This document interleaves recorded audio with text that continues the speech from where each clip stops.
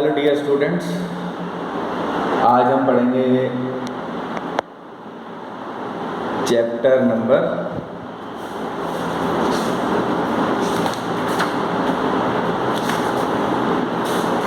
3। ये हमने पढ़ लिया पूरा, हमने पढ़ लिया उसके मैं शायद क्वेश्चन आंसर्स भी आपको भेज चुका हूँ। तो administration under the British chapter number 3, अंग्रेज़ों के अधीन हिंदुस्तान का शासन कैसे चलता था उसके बारे में हम पढ़ेंगे, और वो कैसे हम लोगों के ऊपर एडमिनिस्ट्रेशन करते थे, शासन करते थे, वो सारा का सारा पढ़ेंगे।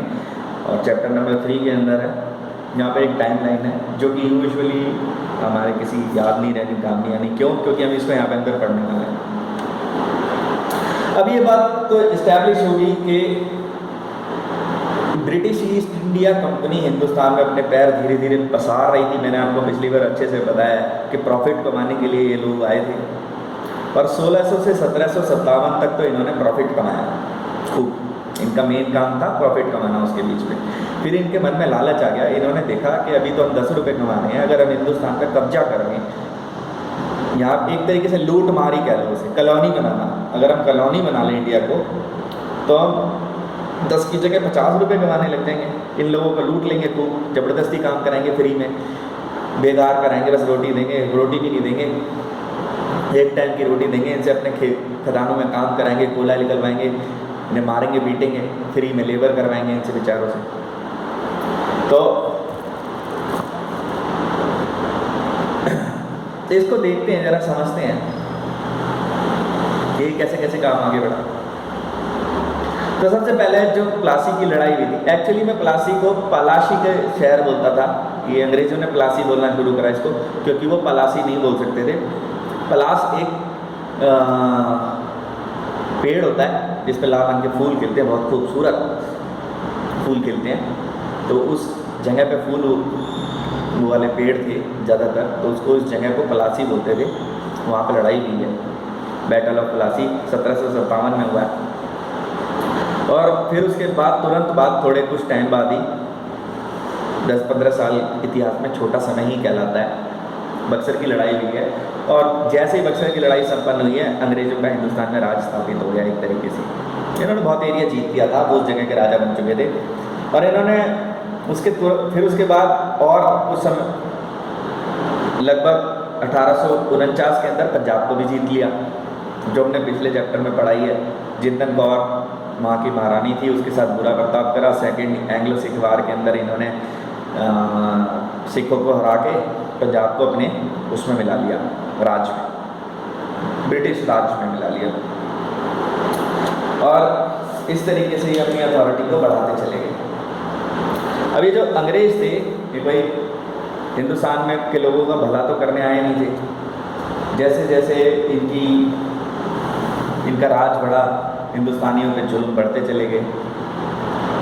और ये बात जब वहाँ पे अंग्रेज़ों को पता चली, पार्लियामेंट को पता चली, उनके यहाँ भी देश में राज है जैसे हमारे हिंदुस्तान में राज होता है। अब ये ऐसे था कि जैसे हिंदुस्तान के कुछ व्यापारी किसी दूसरे देश में जाके राज करने लग जाए, वहाँ पे लोगों को मार पीट के, और वहाँ के लोगों के से बहुत प्रॉफिट कमाने लगे, और वहाँ के लोगों को भूखा मारने लग जाए। और हमारे देश की पार्लियामेंट को पता चले कि हमारे ही देश के लोग बाहर जाके ऐसे गलत काम कर रहे हैं, तो हम उन्हें रोकेंगे। ऐसे ब्रिटिश पार्लियामेंट को जब ये पता चला कि ये ईस्ट इंडिया कंपनी जो ब्रिटेन की कंपनी है, वो विदेश जाकर, हिंदुस्तान जाकर वहाँ के लोगों को भूखा मार रही है, वहाँ के लोगों से फ्री में काम करा रही है, वहाँ के लोगों पे जुल्म कर रही है, जिस मर्जी को फांसी दे देती है, किसी से कुछ, किसी की बेचारे की कोई पूछना नहीं, सूचना नहीं, तो उनको भी बड़ा बुरा लगा। एटलीस्ट उन्होंने प्रिटेंड तो करा कि उन्हें बुरा लगा, कोई तो इंसान होगा ही उनमें से भी, तो उनको बुरा लगा। और उन्होंने पार्लियामेंट में कुछ नियम लागू करे, ये रेगुलेटिंग एक्ट्स के नाम से। इनके बारे में भी हम पढ़ेंगे। उससे पहले हिंदुस्तान में ड्यूअल सिस्टम था गवर्नमेंट का। ड्यूअल सिस्टम क्या सिस्टम होता है, मैं समझाता हूँ। इस जो ड्यूअल सिस्टम था, इसे डायरकी बोलते हैं। क्या बोलते हैं इसे? डायरकी। डायरकी के अंदर ये था कि अंग्रेज बड़े चालाक थे। उन्होंने एक काम करा कि जिम्मेदारी तो जो नवाब है बंगाल का उसकी कर दो, और पैसा कमाने की यानी सारी पावर जो है वो अपने हाथ में रखो। यानी जिम्मेदार बुरा हो रहा है तो किसकी जिम्मेदारी है? उस नवाब की। पैसा कमाना है तो हम कमाएंगे, काम करना है तो हम करेंगे, काम हम करेंगे नहीं, लोगों को मार पीट के पैसा कमाएंगे, और जो गालियाँ पड़ेंगी वो किसको पड़ेंगी? नवाब को पड़ेंगी। लेकिन लोग धीरे धीरे समझ ही जाते हैं, हिंदुस्तानी थोड़ा लेट समझते हैं, बेवकूफ़ हैं, तो क्या फ़र्क पड़ता है। सच बता रहा हूँ मैं, बेवकूफ़ है बिल्कुल, इनको जल्दी से समझ नहीं आता कि क्या हो रहा है हमारे साथ, क्योंकि ऑर्गेनाइजेशन नहीं है। ऑर्गेनाइजेशन मतलब ऑर्गेनाइज लोग नहीं है ये हिंदुस्तान। तो इनका समझने में ही बहुत समय लगा कि एक्चुअली हमें अंग्रेज़ बेवकूफ़ बना रहे हैं, इस बेचारे के तो हाथ में पावर ही नहीं है। क्योंकि एक आम आदमी क्या सोचेगा, वो अपने राजा को गाली देता रहेगा कि उसने कर लगाया है, मुझे उसे समझ में क्या है कि बेचारा राजा तो कठपुतली है, चुपचाप ही बैठा हुआ डर के मारे कि उसकी गर्दन ना काट दे, और वहाँ पर राजा कौन है? नवाब है। तो ऐसे डायरकी बोलते हैं। फिर 1772 में, ठीक है, वारेन हेस्टिंग्स ने इस सिस्टम को ख़त्म कर दिया, ठीक है, और अपने ऑफिशियल्स के अंडर ले लिया इसे, ठीक है। तो रेगुलेटिंग एक्ट 1773 का, 1773 में रेगुलेटिंग एक्ट बना, यानी अंग्रेजों ने बदलाव करे प्रशासन के अंदर। और सबसे पहला बदलाव क्या करा? 1773 में उसने रेगुलेटिंग एक्ट करा। और बंगाल के लोगों की हालत बहुत बुरी थी, ये लोग अंग्रेज उनको लूट रहे थे बुरी तरीके से, खाने के लिए और रोटी नहीं थी अंग्रेज में, और अंग्रेजों की वजह से। और हिंदुस्तान में अकाल पड़ा, और 1/3 पॉपुलेशन, लगभग 3 मिलियन यानी 30 लाख लोग हिंदुस्तान के मारे गए, भूखे मर गए बेचारे, बिना खाना पीना खाए मर गए। और ये बात जब अंग्रेजों को पता चली तो वहाँ भी कोई इंसान बैठा हुआ, अच्छा इंसान, वैसे तो अंग्रेजों में ऐसे लोग होने बहुत मुश्किल हैं, हिंदुस्तान में ही होते हैं थोड़े अच्छे लोग। तो उन्होंने कहा यार ऐसे नहीं चलेगा, इतने लोगों को मारोगे तो आज नहीं तो आज के बाद हमारी बड़ी बेइज्जती होगी, और हमें कुछ ना कुछ करने की ज़रूरत है। क्योंकि हम एक्चुअली वो उन्हें हिंदुस्तान के लोगों की कोई चिंता नहीं थी, लेकिन उन्हें एक बात अच्छे से बता दी कि अगर हमें हिंदुस्तान के लोगों का और फ़ायदा उठाना है तो वो जिंदे भी रहने चाहिए। और उनको ये लगने लगा जिस हिसाब से अंग्रेज चल रहे हैं, ईस्ट इंडिया कंपनी चल रही है, ये तो सारे हिंदुस्तानियों को मार ही देगी। तो उन्होंने कुछ नियम बनाने की सोची ताकि हिंदुस्तान के लोगों को लंबे समय तक लूटा खसोटा जा सके और वो मार के ख़त्म ना हो जाए। तो उन्होंने एक रेगुलेटिंग एक्ट बनाया। अभी 4-5 पॉइंट है रेगुलेटिंग एक्ट में। तो ये रेगुलेटिंग एक्ट में कमियां थी, जाहिर सी बात है, वो हिंदुस्तान को लूटना कोई बंद नहीं करने वाले थे। तो ये रेगुलेटिंग एक्ट ऐसे बनाया गया था, इसके अंदर कमियां हैं और वो लूटपाट चालू रखेंगे हिंदुस्तान के अंदर। तो मिलिट्री और सिविल एडमिनिस्ट्रेशन किसके अंडर आ गई? ब्रिटिश पार्लियामेंट, यानी ब्रिटिश पार्लियामेंट की मर्जी के बिना आप कहीं हमला नहीं कर सकते अंग्रेज कि अपनी मर्जी से उठाए बंदूक चला दी, नहीं। सिविल एडमिनिस्ट्रेशन भी उन्हीं के अंडर आने लगी, ठीक है। और जो रिवेन्यू यानी जो इकट्ठा करती थी पैसा, वो कब चेक करने लगी पार्लियामेंट के कितना पैसा ला रही है कितना नहीं ला रही है, ठीक है। The post of the governor general was created. पहले से पहले गवर्नर जनरल नहीं होते थे, लेकिन अब गवर्नर जनरल की पोस्ट क्रिएट हुई और वारेन हेस्टिंग्स ही पहला गवर्नर जनरल था। गवर्नर जनरल हिंदुस्तान का सीधे सीधे तौर पर राजा था, जिसके ऊपर सिर्फ ब्रिटेन की पार्लियामेंट थी, और ब्रिटेन की पार्लियामेंट के ऊपर वहाँ की रानी, और कोई भी। अब तो वहाँ की रानी के पास भी इतनी पावर्स नहीं है, ठीक है। फिर इसके बाद है supreme court was also establish in Calcutta. Calcutta के अंदर एक सुप्रीम कोर्ट बना गया था, जिसे आज कोलकाता बोलते हैं, अंग्रेज कैलकटा बोलते थे। और उसमें सर एलाइजा एंट्री को पहला चीफ जस्टिस बनाया गया, ठीक है।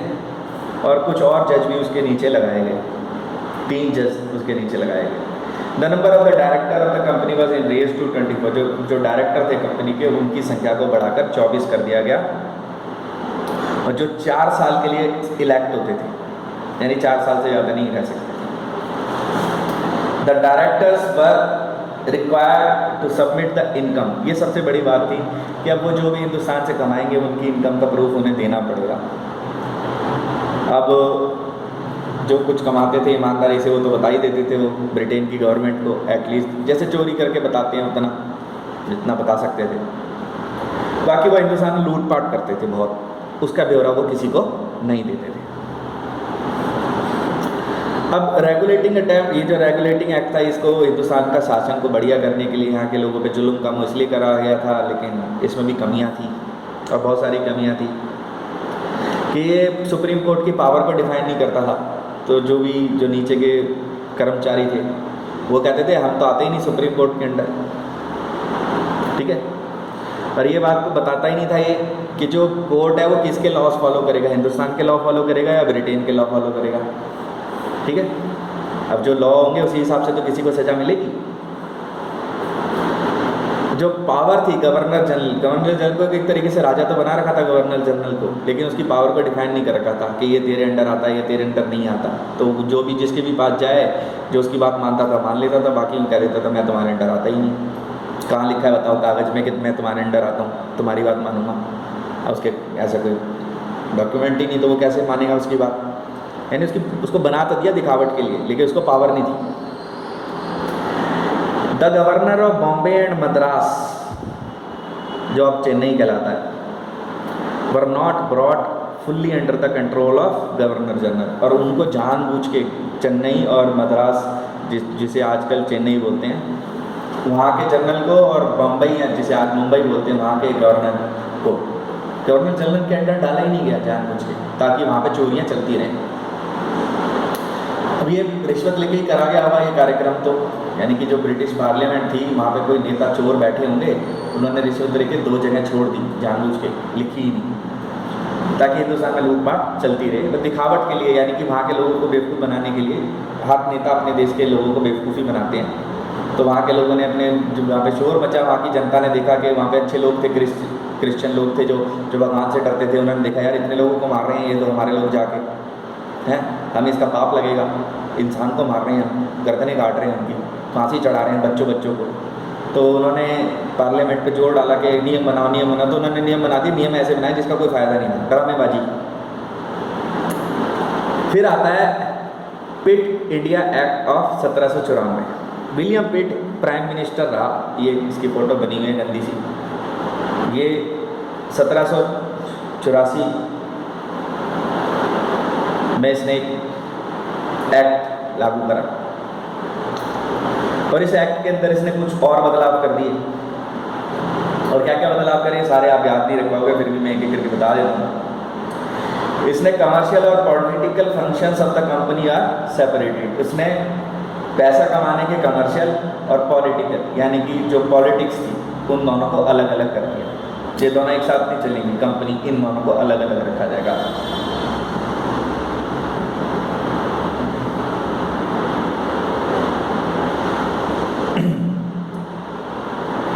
Board of control was set up to direct superintendent and control the affairs of the company's territorial possessions of India. जो हिंदुस्तान में जो उसके टेरिटोरियल पोजेशंस थे, यानी जो जगह पे अंग्रेजों ने कब्जा करा हुआ था, उसके लिए एक बोर्ड बना दिया गया और एक सुपरिटेंडेंट के अंडर आ गया वो। अब वो देखभाल करेगा कि हाँ हिंदुस्तान में जो हमारी जगह है वो कैसे रह रही है, उसके अंदर क्या करना है, थोड़ा बहुत कुछ जानकारी उसे होगी। The council of governor general was to have 3 member instead of 4। पहले गवर्नर जनरल की काउंसिल में 3 थे, अब 4 लोग होंगे। तो सॉरी, पहले 4 थे, अब 3 होंगे, ठीक है। One of them was chosen to be commander in chief of the India, और उनमें से एक को हिंदुस्तान के कमांडर इन चीफ, यानी कि एक तरीके से सेना अध्यक्ष कह लो। कमांडर जो सेना को आदेश देता है, उसको उसकी उपाधि दी जाएगी। The governor general could overrule his council and have full power to direct and control the presidencies of Bombay and Madras। जैसे मैंने पहले कहा कि पहले बॉम्बे और मद्रास के गवर्नर को गवर्नर जनरल के अंडर नहीं रखा गया था, लेकिन अब उसको उसके अंडर डाल दिया गया, यानी कि अब थोड़ी चोरी कम हो जाएगी पहले से। A special court was created in England to try the case of companies official who committed any kind of offense in India। देखो, एक दिखावट के लिए सही इन्होंने एक ड्रामा रचा। उन्होंने इंग्लैंड के अंदर एक कोर्ट बनाया, ये लोग जुल्म करते जा रहे थे और इंग्लैंड वालों को उसकी खबर मिलती जा रही थी। ऐसे नहीं है सारे अंग्रेज बुरे थे, वहाँ पे जाके बताते थे यार हम ऐसे लोगों को किसी को भी गोली मार देते, बेचारे बच्चों, छोटे 10-10 साल के बच्चों को फांसी चढ़ा देते हैं हम लोग, और ये हमें ऑर्डर मिलते हैं हम कर देते हैं, हमें तो ऑर्डर देने वालों की गलती है, कितना जुल्म कर रहे हैं वहाँ पे। तो जो वहाँ पे अच्छे लोग थे उन्होंने कहा कि यार ऐसे थोड़ी कि तुम वहाँ पे जाके यार किसी को भी, अब वो हमारे देश का हिस्सा बन चुका है, अब ब्रिटिश लोग वहाँ पे राज कर रहे हैं हिंदुस्तान पे, तो वो ब्रिटिश जब राज कर रहे हैं तो ब्रिटिश के लोगों की सल्तनत मानी जाएगी वो, इसीलिए इंडिया को कॉमनवेल्थ कंट्री बोलते हैं। इसीलिए आज भी हम आज़ाद नहीं हैं, हमें सिर्फ ट्रांसफ़र ऑफ पावर मिली हुई है, और आज़ादी तो अंग्रेज़ों ने कभी हमें हिंदुस्तान में दी ही नहीं थी। अब जो आपको बता दूं, ये जो कहाँ पर था, हाँ, तो वहाँ पे जो अच्छे अंग्रेज थे उन्होंने कहा कि ऐसा नहीं है कि ये लोग वहाँ पे किसी को भी मारेंगे और इनको सज़ा नहीं मिलेगी, इन्हें सज़ा मिलनी चाहिए, तो यहाँ पे कोर्ट बनाओ और उस कोर्ट के अंदर उन लोगों पे मुकदमे चलाओ जो लोग हिंदुस्तान में जाके गलत काम करते हैं। तो ऐसा ही एक मुकदमा चला था जनरल डायर के ऊपर, आपको ये बात मालूम नहीं है तो मैं बता देता हूँ। जनरल डायर ने जलियांवाला कांड करा था, जलियांवाला में बाग के अंदर बहुत सारे लोगों को मारा था। जनरल डायर पे एक मुकदमा भी चला था इसी कोर्ट के अंदर, लेकिन उसे कोई सज़ा नहीं हुई थी। इसी बात से गुस्सा होकर, वैसे तो उसे वैसे भी मरना था और वैसे भी मरना था, ठीक है, Dyer was bound to die. Anyhow अगली चीज, और board of control consist of 6 members appointed by the king and it is head of and it head offices as per his pleasure. तो जो बोर्ड ऑफ कंट्रोल था वो 6 आदमी थे, राजा उनको नियुक्त करता था। राजा नहीं होता, इनके यहाँ रानी होती है, इन्होंने गलत लिखा हुआ, किंग नहीं होता, क्वीन होती है। हो सकता है उस टाइम पे क्वीन होती हो, किंग होता हो। Expenses of the board of the control would be borne by the company. और जो बोर्ड ऑफ कंट्रोल के जो खर्चे हैं ये कंपनी देगी। कंपनी बहुत कमा रही है ना हिंदुस्तान में लूटपाट करके, इनके खर्चे भी कंपनी उठाएगी। फिर आती है बारी चार्टर्स एक्ट। किसकी आती है बारी? Charters act. चार्टर्स एक्ट बना 1793 में, और इसमें रोक लगा दी गई कि कोई भी अंग्रेज किसी भी तरीके का गिफ्ट नहीं ले सकता। जैसे आज भी एक हमारी हिंदुस्तान के अंदर अभी भी एक वो है सरकारी नौकरी पे जो भी बंदा हो वो गिफ्ट नहीं ले सकता।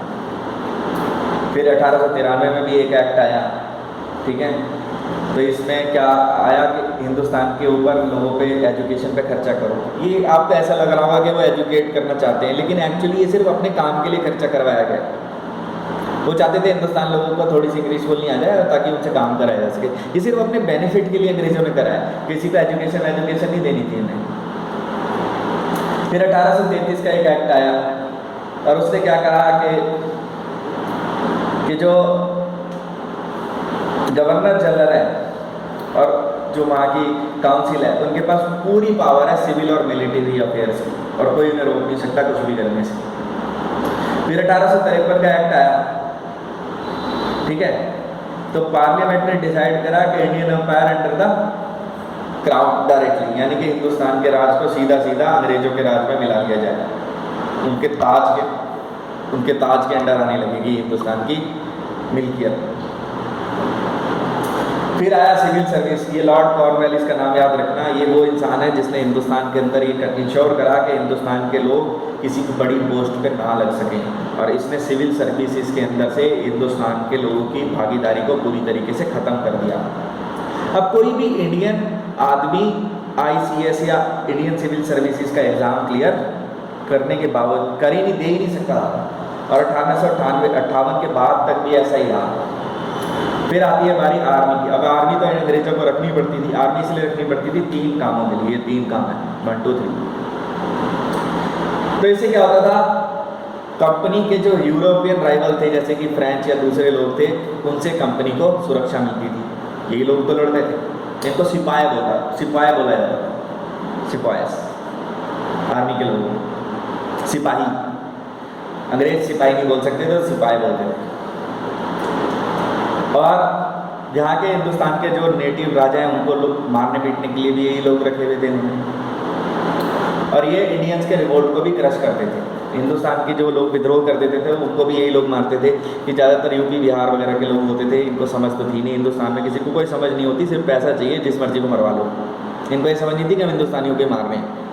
थोड़े से अंग्रेज थे, अब मैं अगर आपको बताऊं तो आपको बड़ी शर्म की बात लगेगी कि टोटल हिंदुस्तान में 2,65,900 हिंदुस्तानी थे, और सिर्फ टोटल फौज जो अंग्रेजों के पास थी वो 3,11,400 थी। यानी 3,11,400 में से 2,65,900 घटा दो तो सिर्फ इतने अंग्रेज थे हिंदुस्तान में, जिनको इतने सारे हिंदुस्तानी सैनिक एक दिन में मार सकते थे, एक रात में। और जब हिंदुस्तान आज़ाद हुआ ना 15 अगस्त को, उससे एक दिन पहले यानी 15 अगस्त की रात को क्या हुआ पता है? हिंदुस्तान में 300-400 इन्हीं लोगों ने, हिंदुस्तानी सैनिकों ने एक रात में 300-400 अंग्रेज लोगों को गोली मार दी थी। बस उसी से डर के मारे एक ही दिन में आज़ाद कर दिया था। बस एक ही दिन मारना था, 500-700 हज़ार 2,000 आदमी अंग्रेजों को मार देते ना गोली हिंदुस्तानी, तो हिंदुस्तान ऐसे आज़ाद हो जाता। और अगला देखते हैं पुलिस। अंग्रेजों ने पुलिस भी बनाई, इन्होंने लॉर्ड कॉर्नवालिस ने, इसने सुप्रिटेंडेंट को नियुक्त किया, कोतवाल बनाए, कोतवाल के नीचे थाना था, थाना डिस्ट्रिक्ट का कोतवाल होता था, कोतवाल के नीचे थाना था, थाने का दरोगा होता था। जो आज सिस्टम हिंदुस्तान में चलता है वैसे ही पुलिस चलती थी, वैसे अंग्रेजों के ज़माने में, ज़्यादा अंतर नहीं। जुडिशरी, इन्होंने न्याय व्यवस्था भी स्थापित करी, इन्होंने न्याय व्यवस्था स्थापित करी और कोर्ट बनाया, जैसे मैं पहले भी बता चुका हूँ। और उस कोर्ट के अंदर एक काजी होता था, एक ब्राह्मण होता था और एक मुफ्ती होता था, और ये तीनों मिलके उसके इंडियन कस्टम्स को, अंग्रेज जजों को समझाते थे कि भाई हिंदुस्तान में ये चीज़ इसने गलत करी कि नहीं करी, हमारे यहाँ के हिसाब से इसने गलत नहीं करी। क्योंकि ऐसे नहीं है, जो हमारे देश में हज़ारों सालों से होता आ रहा है, अगर हम उसको नहीं मानेंगे तो हिंदुस्तान में तो वही चीज़ कानून मानी जाएगी ना। अब हिंदुस्तानी तो वैसे ही चलेंगे एकदम से कि भैया ये काम करते ही फांसी चढ़ा दो, ये बात भी गलत थी, तो इन्होंने ऐसे रखा हुआ था। फिर सिविल कोर्ट, हिंदुस्तान में एक सिविल कोर्ट भी था जिसे सदर दीवानी अदालत बोलते थे, और एक क्रिमिनल कोर्ट भी था जिसे सदर निजामत अदालत बोलते थे। इससे ज़्यादा इसके बारे में कुछ जानने की जरूरत नहीं है। तो ये आज का चक्कर यहाँ पे ख़त्म हो जाता है, ठीक है। Have a good day. ये रेड कलर में जो लिखा हुआ है आपके एक्स्ट्रा नॉलेज के लिए, आप थोड़ा सा इसे पढ़ लीजिएगा। Have a